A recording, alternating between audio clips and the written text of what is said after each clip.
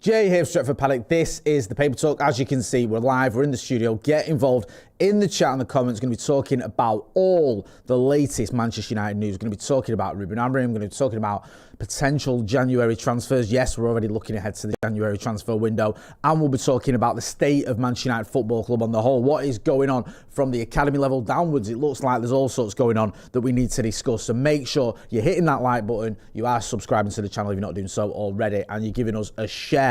Good to see people already in the chat. Good to see Real Recognises Real, BMW Rating 1974, Akash K, Colin Coupleditch, Andy G, loads of people in there. Let's talk about something that's a bit more positive, because we have a little bit of doom and gloom, don't we, as Manchester United fans? But one of the more positive aspects of Manchester United was the debut of Senne Lammens. Did quite well, didn't he?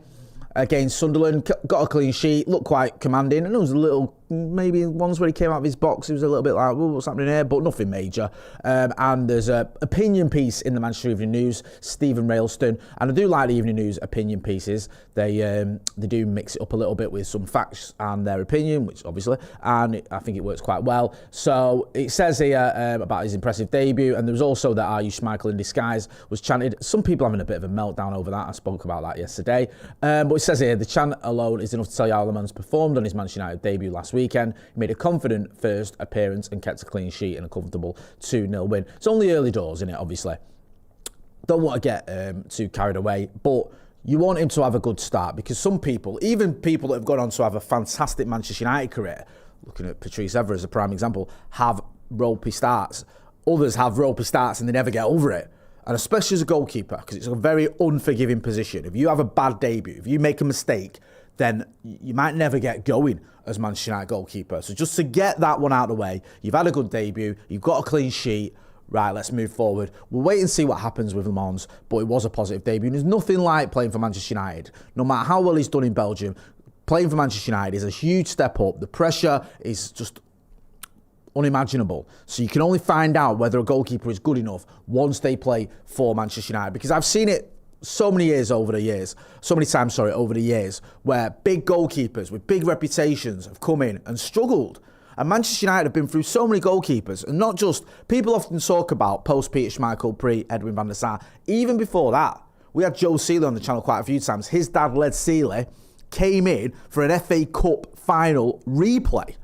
Fergie dropped the goalkeeper that started the FA Cup final and didn't play him in the replay. He dropped him for Les Seeley, and I'm glad he did, because Les Seeley was a legend and did very well and helped us win the FA Cup, and then helped us win the European Cup Winners' Cup, which is the greatest achievement in the history of association football.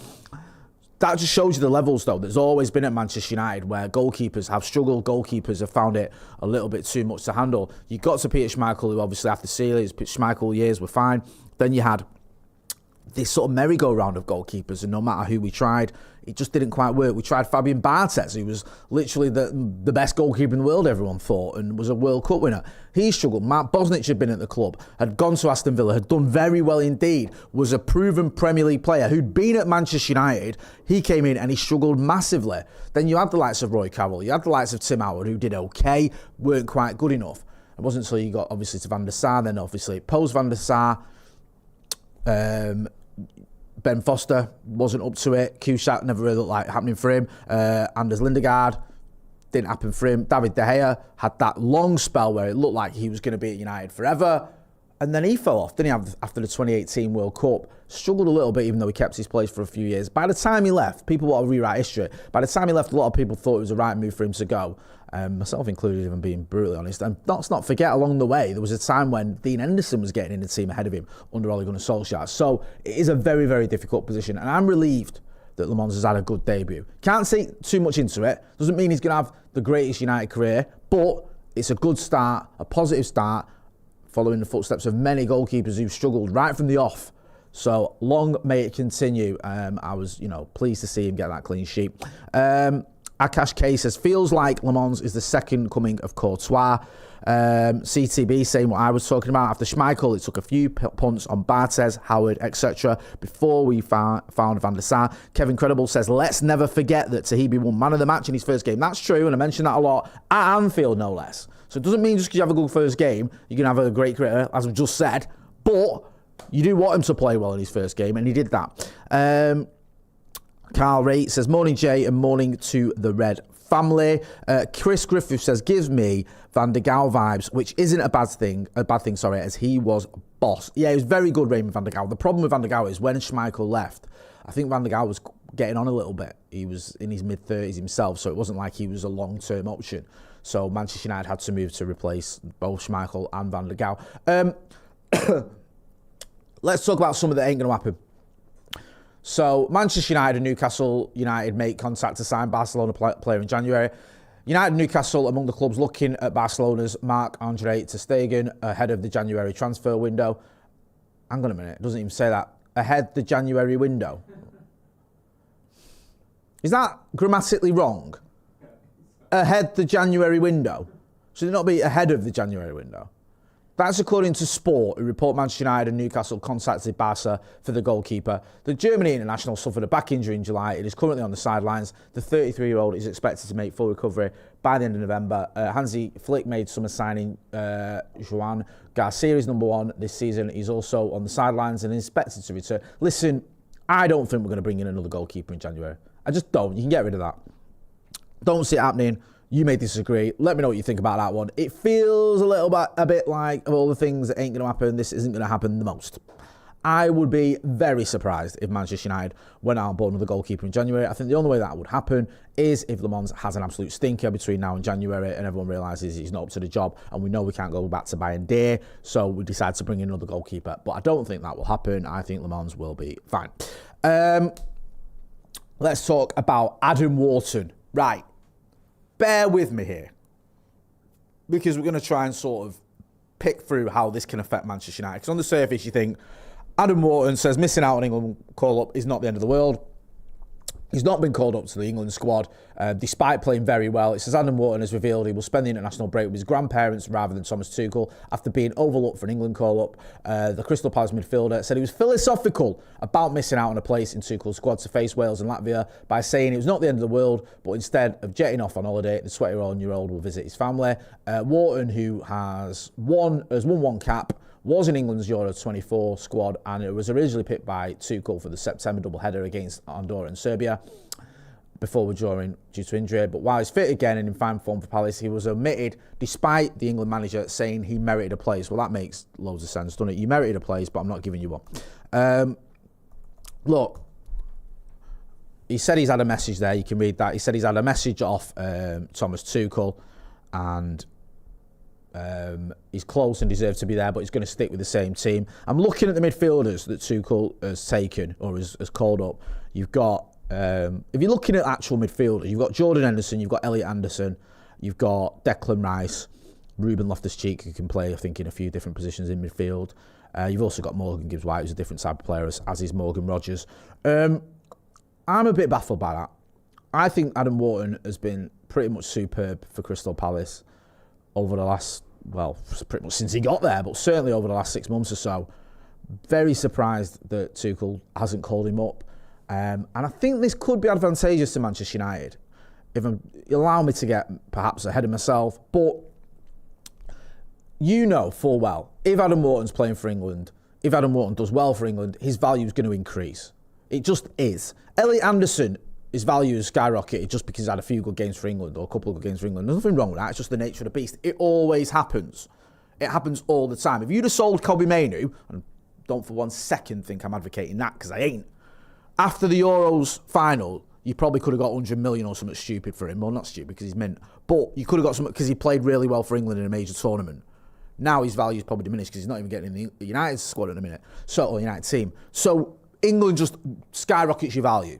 If Wharton was getting in the England team, or even ends up going to the World Cup and doing well, his value will increase. It just will. Now, I wonder whether any of us look at this. Whether we look at it and go, okay, we need a midfielder.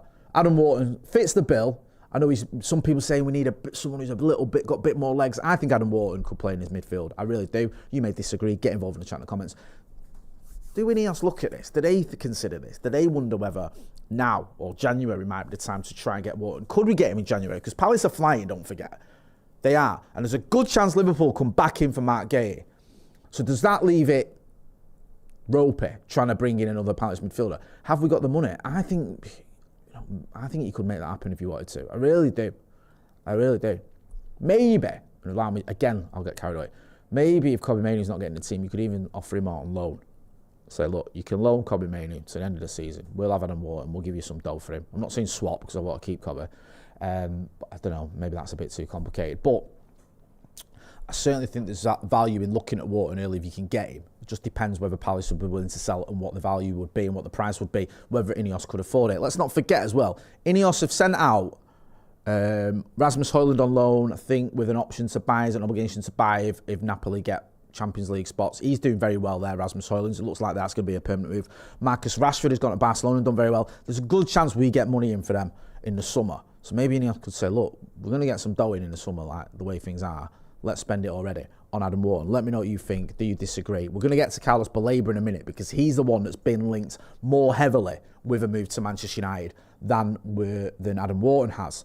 But there has been a few stories over the last sort of few months about Adam Wharton to Manchester United. Chris Griffith says, Anderson passes the ball forward, that's all, but he does it really well. Ben Williams says, imagine Wharton and Mainoo together. Chris Griffith says, Ineos watch Paddock. Fact. If they do, and they're watching it, then get Kobe on a new contract, go out and get a midfield partner. I'd have Wharton, mate, to be honest with you. BMW Racing 1974 says, Marcus look cheap at 26 million now. He's doing very well there. Hey Jay, says Jamie Carey, why would some of these players want to join us? The pull of United is getting smaller every season, better run clubs than us at the moment. I still think, right, I understand your point, but I still think Manchester United is a massively attractive option for a lot of players. You've got to remember that despite the fact on the pitch we are struggling, we are still the biggest club in England. We are still the biggest club in Britain. We are still one of the biggest clubs in Europe and in the world. We've still got 70-odd thousand fans coming through the gate every week. How many clubs can say that? You've still got all that history. You've still got that stature. You've got that worldwide fan base. And despite our relative struggles, we've still got a pretty good squad. We have actually got a lot of good players at Manchester United. I know it don't feel like that sometimes when you're watching us, but we do. So I do think there's a lot of reasons why someone would come to Manchester United. I certainly think that, no disrespect to those clubs, but someone from Brighton or Crystal Palace should want to come to Manchester United. When has that ever happened? Where we've gone, right, we'll have you, and they've gone, no, I'm going to stay at Palace, I'm going to stay at Brighton. It doesn't, does it? Let's be real. So I still think that Manchester United could go out and get Carlos Baleba or Adam Wharton if we want them. Let me know what you think. Get involved in the chat and the comments. Adam Kenny says, Palace will be fighting for European spots by Jan. Wharton will cost the moon. He doesn't think getting him in Jan is going to happen. The Dank Knight says, is Mainoo a 6 or a 10 in this system? I think the manager hinted that he sees him more as a 10, but I think he'd be more as a 6. He just needs someone alongside him who could play in that role. We'll have to wait and see. Red Barham says, Adams Parker really looked mint the other day, Jay. You might want to watch that video with Joe. Get that Parker. Oh, right. Sorry, I wonder what you meant then. I thought Adams Parker was a person. Right, okay, I'll have a look at that Parker. You know me. I love me Parkers. Someone mentioned about Baleba. I'm trying to find it. Baleba's head has gone from Brighton. Not sure if it's a red flag, says Sam Strand. Baleba's not been too clever this season, has it? He's been a bit up and down. We've got some stats here. Just in terms of his appearances. Can we scroll over? Now, you can see there, this is Baleba in the Premier League this season and also in the, I think he's at the Carabao. So whilst in the Carabao, obviously Brighton have smashed it.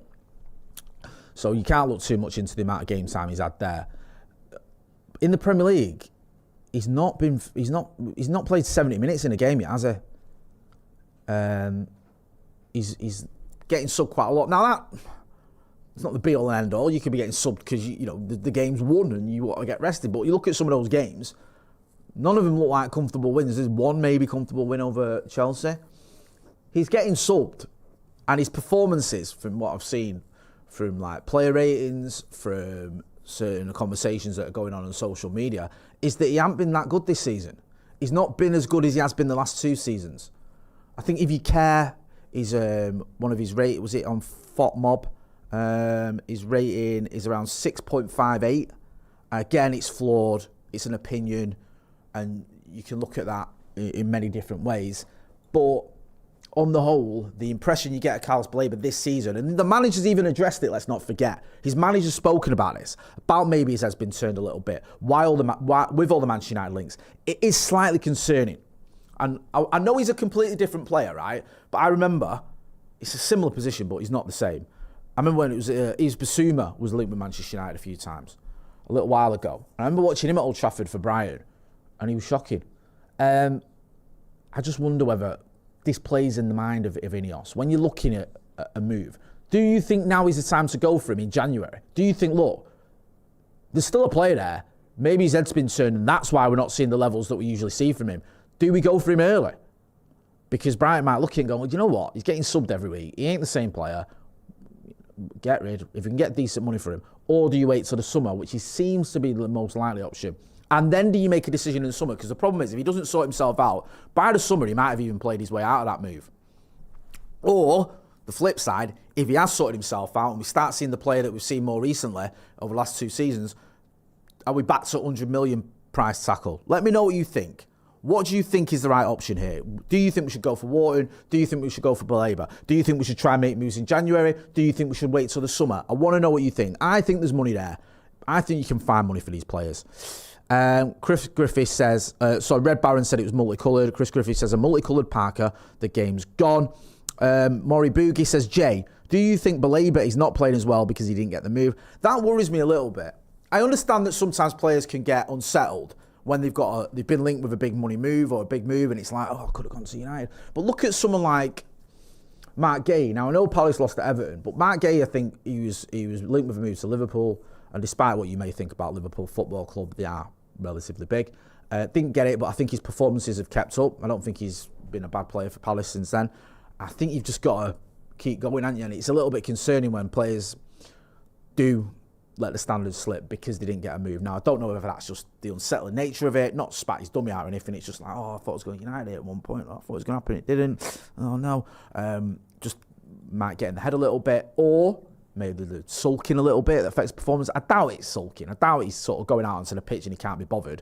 I think for whatever reason, he's just not enjoying the best of form. It'll just be interesting to see how that pans out and what that means for Manchester United. Because I think it's nailed on. We are going to get a midfielder by at the very latest next summer. If it doesn't happen in January, it will happen in the summer. Whether that is Wharton or Baleba or someone else we've not even thought of or mentioned yet, I can see us bringing in a midfielder. I can also see us losing at least one midfielder, probably Casemiro. So it'll be interesting to see what happens there. Red Baron says, is he playing badly on purpose? I don't think so. Stephanie Griffith says, 100 likes needs smashing. Jerry Kelleher 90 says, Cusack was actually very reliable. Number 2 is Van der Sar. He had one in him though, didn't he, Cusack? I remember being at Ewood Park when he almost tried to cost us the title. Let's talk about more changes in the Manchester United hierarchy. This is from the Manchester Evening News. Manchester United confirm departure of key staff member. United's academy is undergoing a period of change and another important staff member will leave the club. It says here, United head of academy recruitment, Luke Fedorenko, is set to leave the club. I think we've got a bit of some tweets on this as well. He's been here for 8 years. I think Laurie spoke about this. We're going to be hearing from Laurie later on today. He's going to be here for Inside United. So Sir Jim Ratcliffe, 50 million spent on Carrington has given United men's first team a superb base, but under 21s and under 18s have been moved out now into temporary cabins. New academy building planned to accommodate, could be millions of pounds plus many months away. We'll hurry up and get it dealt with. Also as well, Jesus Christ. Do you know what? Sometimes you just read stories, don't you, and tweets by people that you trust, and you go, what is going on at United? Why the concerns, including unclean toilets, littered by pitches, and not enough staff? Why is that allowed to happen? Why is the toilets not being cleaned? Why is the litter everywhere? Why have you not got enough staff? When you had this staff call, you were meant to be getting rid of people that you didn't need and that you could afford to lose. Not people that you need to pick up litter. Not so the training ground's an absolute bomb site because you've got rid of too many staff. That's just dumb. Talking of dumb, let's talk about Ronald Koeman. Ronald Koeman explains the Dutch absence of Matthijs de Ligt and Joey Veerman. Ronald Koeman surprised everyone with his selection for the Dutch national team last week. Not only was Meerdink's first call-up surprising, but the absence of several experienced Dutch internationals was particularly striking. During Monday afternoon's press conference, the national coach explained his choices. The absence of de Ligt from the Dutch national team in particular raised eyebrows. Koeman understands the surprise. That sometimes makes my head hurt because of the central defenders I sometimes have to drop. That's the least enjoyable part of my job. I have a lot of contact with him. Says he's also a guy who asks for feedback about what he needs to do to be included. According to Koeman, it's crucial for Dutch internationals to get regular playing time for their club. Although there are some players who aren't playing much right now, like Nathan Ake, you also look at their position within a team. But Nathan knows, and we've talked about this before, that his situation needs to change. If you're part of the Dutch national team, you also need to have rhythm. Look, I just think Koeman don't like De Ligt. Do you remember when he criticised him last season for a goal that he conceded, and he just sort of blamed it all on him? And Van Dijk don't seem to like De Ligt either, and I think it's like Koeman and Van Dijk are in cahoots to not like Matthijs De Ligt. There's something going on there, isn't there? And I just find it a little bit odd, because Matthijs De Ligt is fucking mint, and he should be in the Dutch squad. Let's have it right. He really should, and it just feels like a bit of a agenda against him. I'm not overly concerned. I hope it doesn't annoy him or upset him or whatever. But the main thing is he's doing a job for Manchester United, and he's doing a fantastic job for Manchester United. And long may it continue, because he's awesome. We're going to be back later on today with Inside United with Laurie Whitwell. He's going to be back on the channel. So make sure if you're not doing so already, you are hitting like, share and subscribe. Go and check out some of the other videos we've got on the channel as well. Go and check out Uncensored, Adam McCullough and Joe Smith there, giving us all something to laugh about. I've been Jay Motti. This has been The Paper Talk. Don't forget as well to check out the merch, and thanks for watching.